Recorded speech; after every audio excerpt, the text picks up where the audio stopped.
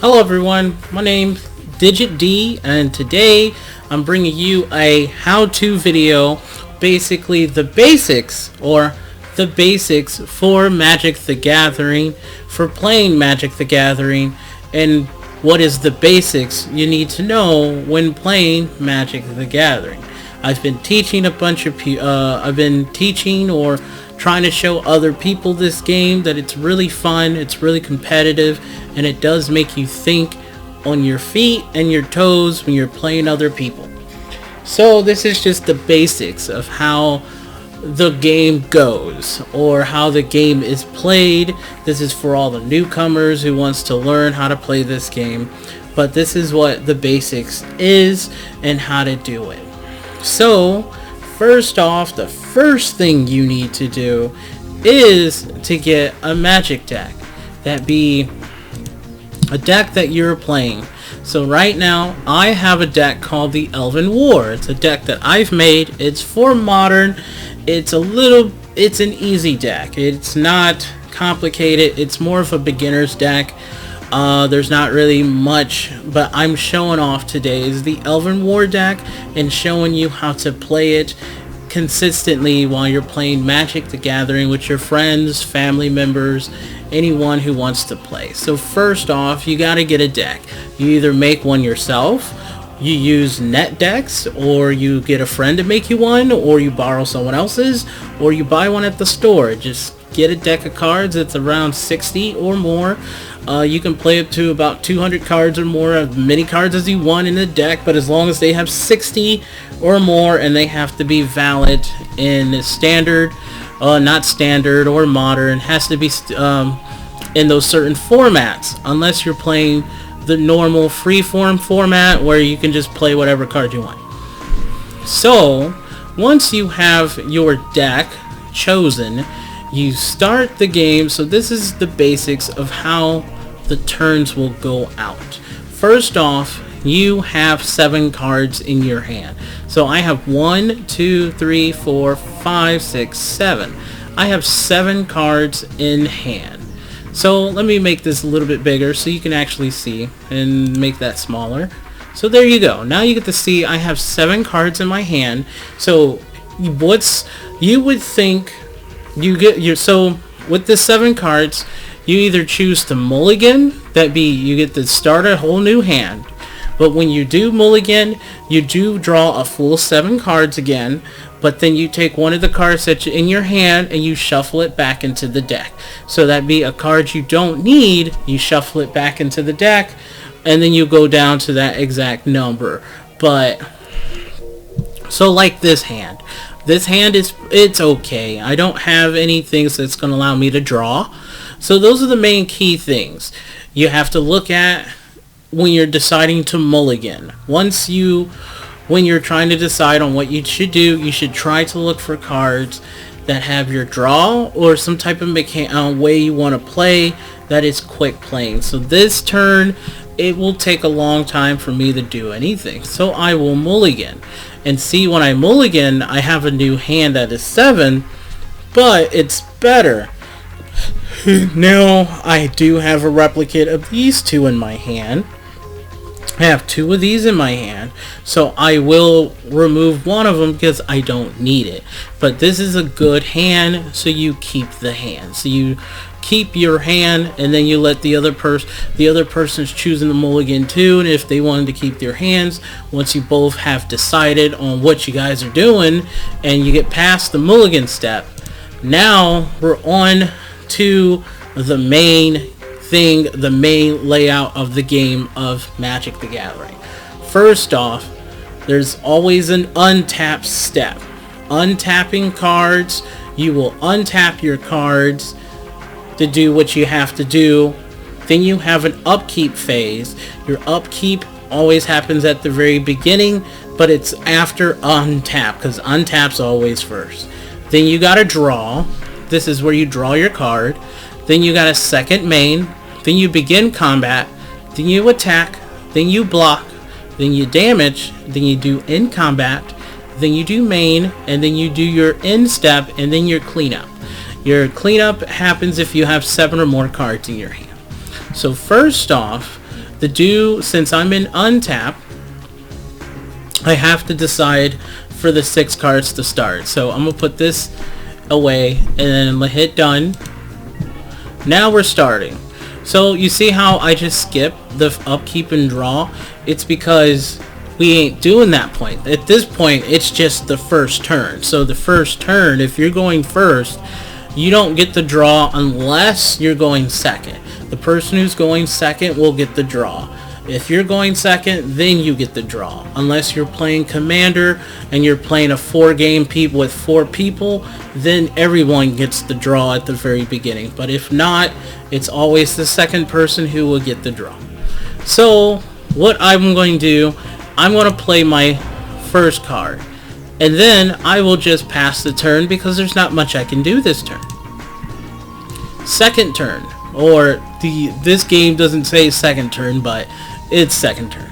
So now you want to do something. Now you can play the do something. What you need is mana. Mana is this thing here that produces mana that cost in your card. So each card in your hand has a mana cost symbol that you have to use to summon creatures or summon spells, or more like to cast your spells. It's not just the creatures, it's spells. Everything in your hands are spells except for your lands. Your lands are not spells. They are land, so they're giant mountains or forest or swamps or islands and plains. So basically those are the 5 colors in Magic the Gathering, unless you have waste, which is the colorless mana that they have produced in one of the sets. So you gotta see how many color symbols you have on a card. If you have 1 green symbol, that means you have to use 1 green symbol in its mana cost. So you would tap the card. So this is where the untap phase comes in, because it allows you to untap your card. You see where I tap it to do it, and now I untap it. So to play a card, first off, you do get to play 1 land from your hand every turn. It's only 1. But there is other cards in the game of Magic the Gathering that allows you to play more than multiple land cards in a single turn. But you have to have those cards, and you have to be able to play those cards. If not, you do have the 1 land drop a turn, but you gotta have a land in your hand. If you're not drawing any lands, then that can turn into other problems of where you're just not going anywhere, you're not providing your engine, you're not doing anything to make your deck go faster to beat the other opponent. There's always a win and lose. So I only have 1 mana. Since it's second turn, I play my land for the turn, since it's on turn 2. I can play any of these here that are 2 cost.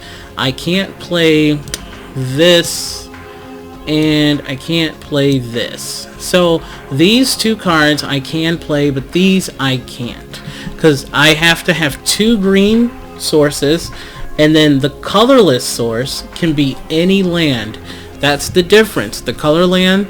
So, and let me make this a little bit bigger for you. Oops, hit the wrong thing. Let's see, display. That's right. There we go. So, with the green mana symbol here, you got 1 green mana and then 1 colorless green mana where my mouse is pointing.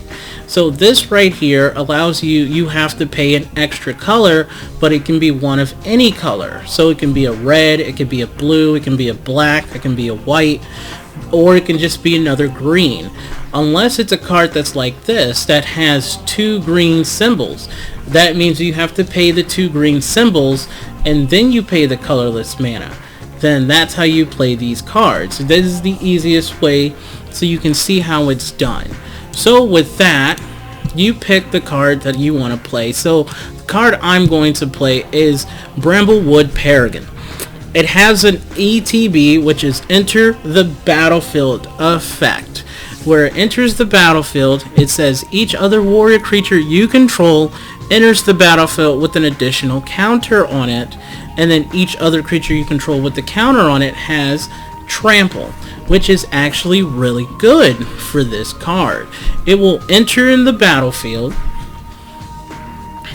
but it's not going to power itself up, because you have to look at the words and you got to know what your keywords are inside the box. It says each other warrior, so you have to have warriors. So this is an elf warrior, this is a human warrior. So this card is not an elf, but it will still get the ability because it's a warrior type card.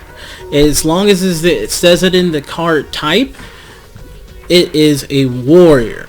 So let's get back into actually playing the game, because there's a lot of stuff you gotta know about in Magic. There's a lot. I can keep doing these videos for you guys so you can at least see what it is, see what the types and everything else there are, because there's types advantages and everything else, and that's getting a little bit more advanced into Magic the Gathering. So from here I'm going to show you. So I played 2 mana, I tapped the 2, you can see where I tapped it, and now I cast my card.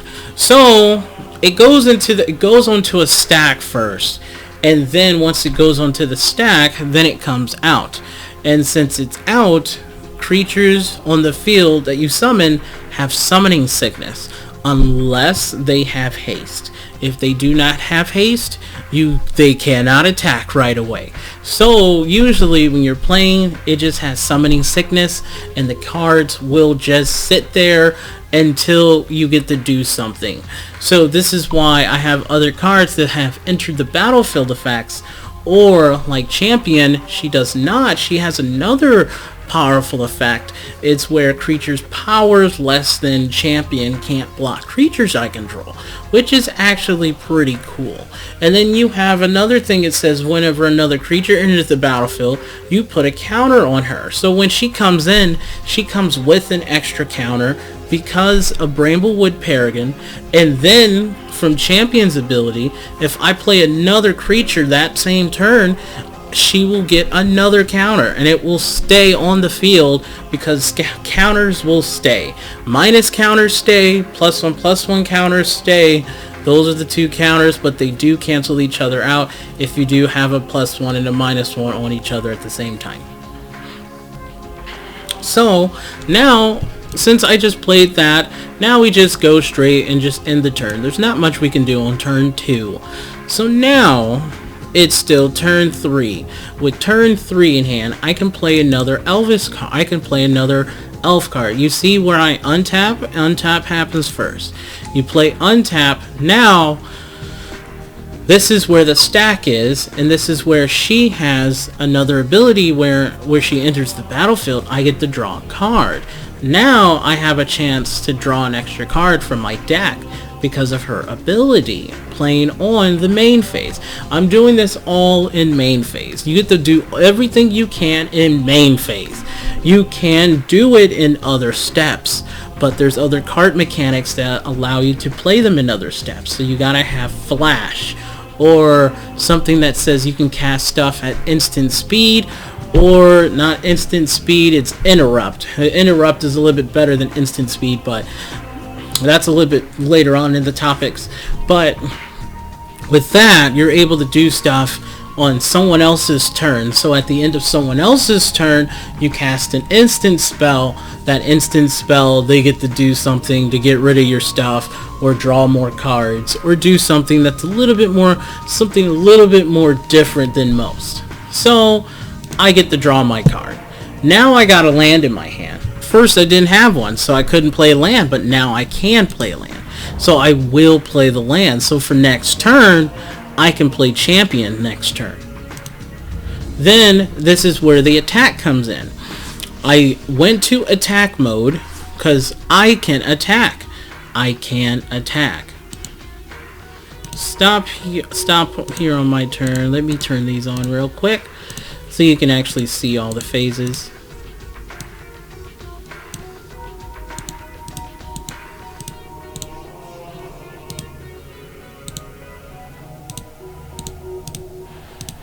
because I usually have it just skipped because I know all the phases, but most people don't know the phases.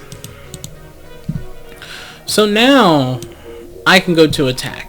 When you're choosing your attackers, you select on the creature you want to select, or you let the person know, I'm attacking with so-and-so, or I'm attacking with this so-and-so. You go to attack, they become tapped. So they will become tapped when you attack.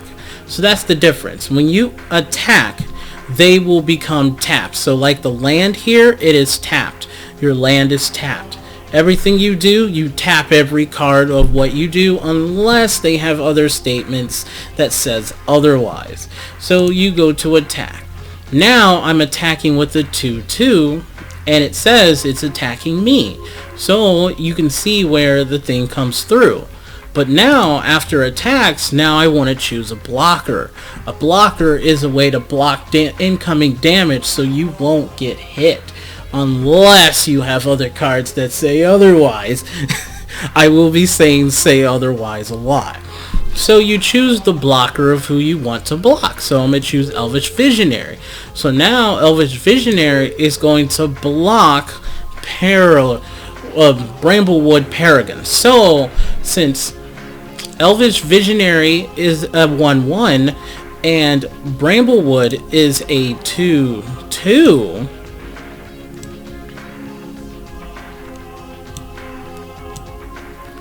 Bramblewood is a 2/2, Elvish Visionary will die, but no damage will go through. You will not take any damage because your creature had blocked it, unless it says otherwise and it has trample on the card.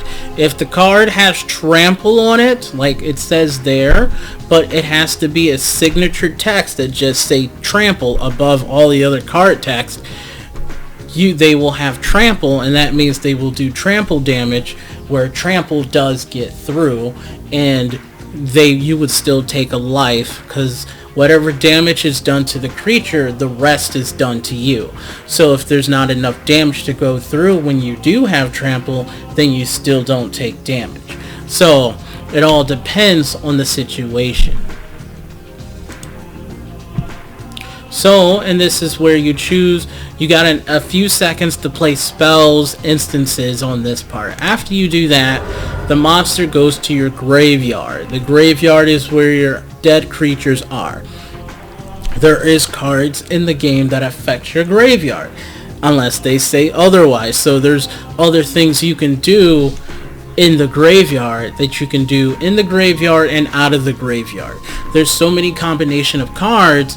It's just unbelievable what you can do in this game. You can affect your graveyard, you can affect your hand, and you can affect the state of the field that is in play, and you have stuff to affect your opponent that is in play also, or their deck, or their hand, and or graveyard. So there's a lot of stuff you can do, and outside of the game, that be your side deck or sideboard that you have built for the deck that allows you to do other cards and stuff like that. There's a lot of complications in this game, but this is just the basics of how the turn goes out.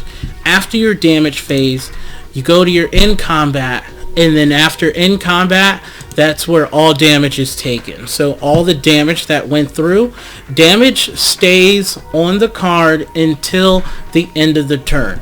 Once it hits the end of the turn, all damage goes away. So that means they become healthy again. So right now, my Bramblewood is a 2/1 right now. My Bramblewood is a 2/1. It took 1 damage. So if someone plays a burn spell, they can either get rid of it that says like lightning bolt deals 3 damage. Now it has a 1 damage. Now it just takes boom. It instantly dies. It will instantly die to lightning bolt because it's a 2 for its defense. So this is where the cool stuff happens, and I'm about to show you. So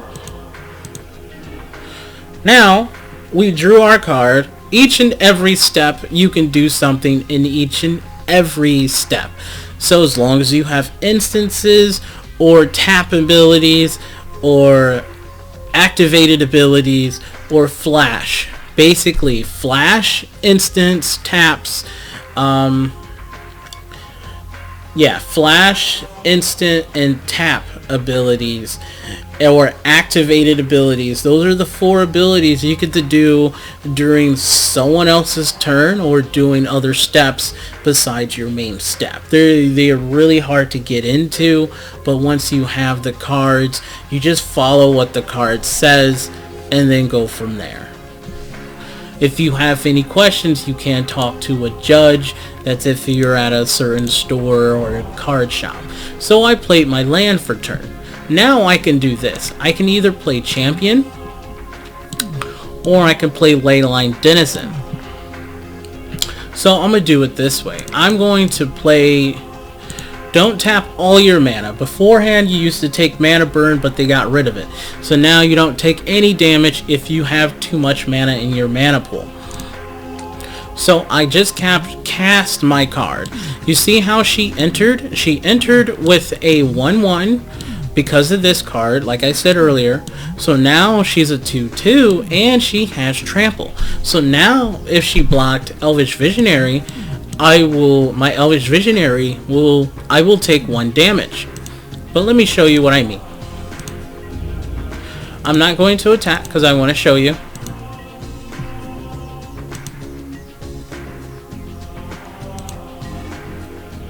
So now we have another Elvish Visionary. So I played 2. Wait, we're still in our draw step. Sorry about that. Now we're in our main. I cast Elvish Visionary. So, you see here, when another creature enters the battlefield, you put a +1. So this is called the stack. I could have chose how they went because they entered at this entered and both abilities went off at the same time. When she entered, they went off at the same time, and since they went off at the same time, I can choose how the stack resolves as long as it's on my side, as long as it's my stuff. If it's someone else's stuff, the stack resolves from top to bottom. That's how basically the stack resolves. So, like, it resolves top to bottom. To make it more officially, that would be, you wanted to do the top of this card first, and then this one's bottom. Or you wanted to have Champion goes off first, and then Elvish Visionary. So whatever is on top will resolve first, and then it goes down the line, all the way down until the very bottom. You can keep adding cards on top of the stack, and then it just resolves one after one after one after run until the stack is resolved, unless you have other cards that say otherwise that will be split, or something that says Sundial of the Infinite where you just end the turn, or other cards that say end the turn and it just skips the stacking phase altogether. There's other cards to do that where you can just skip abilities and skip everything by doing certain things in the game. This seems like a lot for a beginner. It is a lot for a beginner. There is a lot, but you just take it slow. You practice and practice and practice. You will either learn the game, because like I did, I started on MTGO, and that's how I learned how to play the game. And that's how I've gotten really good at the game. I've gotten really, really good at the game. So, I'm going to let Elvish Visionary to resolve. And now, with Champion, her ability resolves. So now she's a 3/3 with trample, which is actually really nice. But now if I tap my mana, I can play Hardened Scales. Hardened Scales is another cool card that says whenever one or more counters are put on a creature you control, you can put that many +1.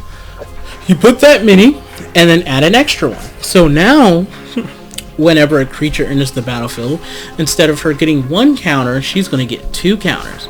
And whenever an Elf Warrior enters this battlefield, instead of them getting 1 counter, they're going to get 2 counters. And then if I play a Leyline Denizen, he will enter with 2 counters, which is actually really nice. And then Champion goes off, and then she's going to enter with 2 counters. She's going to get 2 more counters. So this is basically making the deck get stronger, stronger, stronger, stronger. It's just my way of saying it's all about attacking and doing stuff in my deck here. But I'm not here to show off the deck. I'm here to just show you off how to play the game. So after you figure that out, now I show you that cool thing to do here. You play the 3, because you have to pay 4 mana.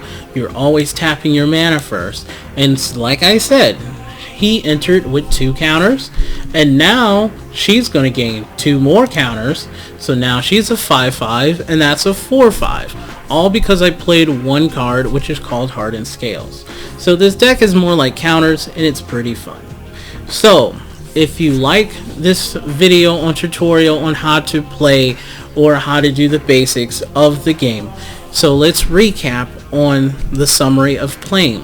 First off, you have what you got to do is you got to get a deck of Magic cards, put a deck together, and then play with somebody, or you want to play one-on-one, or play teams, or play any type of other format that they have. Then you get your beginning phases where you start with 7 cards in your hand. You either choose to mulligan or not to mulligan.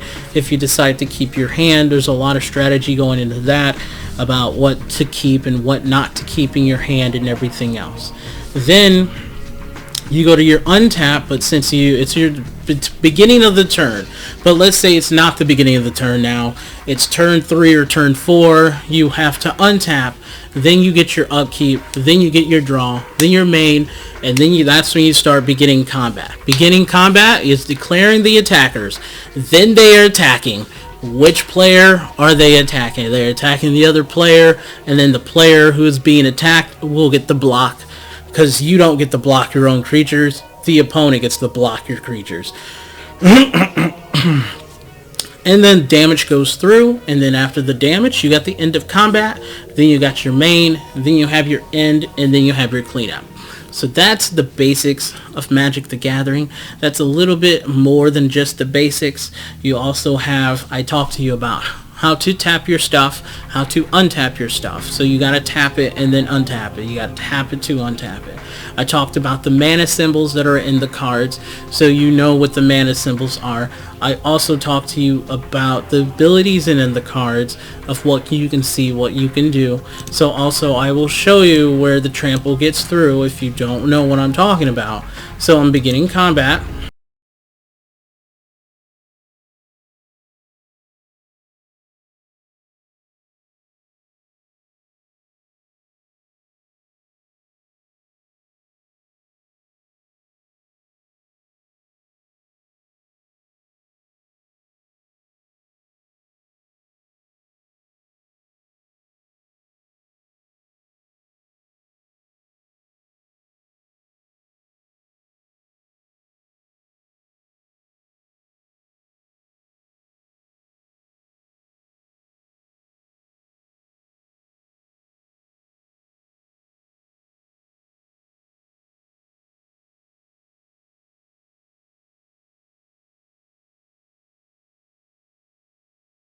Be a little bit stronger, but you see here, that's when I can choose to block.